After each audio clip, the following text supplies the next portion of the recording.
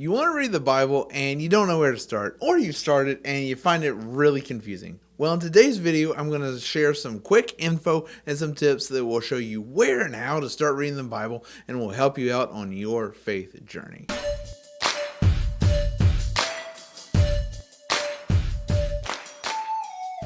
Bible is a weird book, mostly because it's not really a book. I mean, it is, it isn't, it's a collection of 66 different writings and stories and poems put together in a thing that we call a book. And yeah, we call each one of those 66 writings a book. And then not only that, it is written over the course of 2,500 years. It takes place on 3 different continents, over 40 different authors. Yet despite all that, it tells one story. Think about that. That's incredible. You and your friends can't even recount the same story even though you are all there.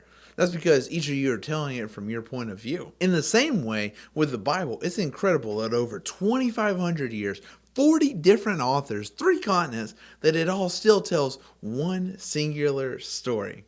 But again, this is not the only confusing part. The next part is really confusing because the beginning is not actually the beginning. The beginning is the middle. If you pick up any other book, you know where to start, right? The beginning. Duh, right? Not rocket science.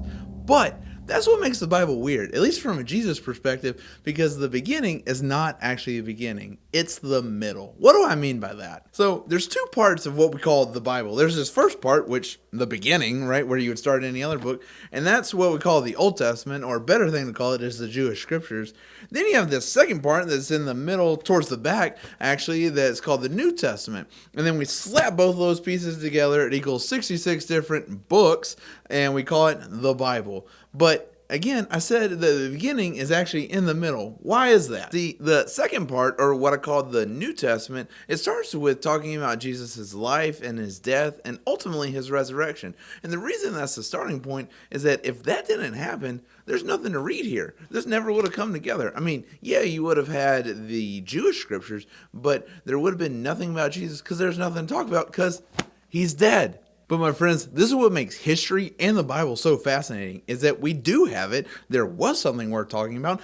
Jesus died and came back to life. That's freaking wild. So people started writing down what happened, and they started talking about what happened after that. And then somebody got the bright idea, hey, the Jewish scriptures pointed ahead to this. Remember the Old Testament, that first part, we should put that together so that people can have more context. Now, this is all great. All right, and really good and helpful, but it does make it confusing. So where do you start? The best place to start is in what we call the Gospels. There's 4 of them: Matthew, Mark, Luke, or John. And if you want a little insider tip, my personal opinion, any 4 of those is good to start with, but Luke is going to be your best bet. Luke is going to be your best bet because Luke was a first century doctor who investigated all the stories he was hearing about Jesus. Then, like a good doctor, he put it in a nice orderly account from us from beginning to end. And that is going to be your best place to start with the life of Jesus.